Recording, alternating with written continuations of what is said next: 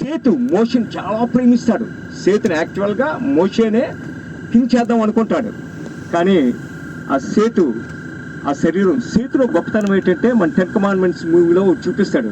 మోషే బహిష్కరించిన తర్వాత సిక్కైపోయినప్పుడు చనిపోయే ముందు రామ్సెస్ నెఫర్టరీ పక్కన ఉన్నప్పుడు మాట్లాడతాడు. With my own mouth I break my own law by speaking the name of Moses Moses Moses అని చచ్చిపోతాడు. ఎందుకంటే ఆయనే డిగ్రీ ఇస్తాడు. Every monument every block let the name of Moses removed.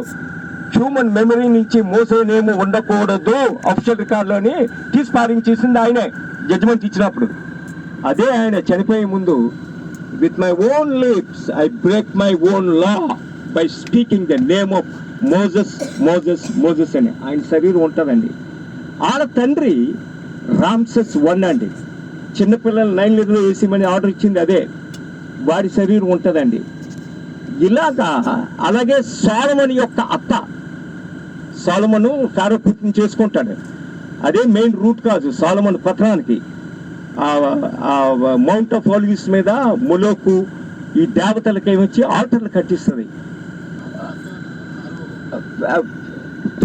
Solomon Pharaoh కూతురుని చేసుకుంటాడు కదా, ఆ కూతురు యొక్క తల్లి ఆవిడ మంచి పేరు ఉంది.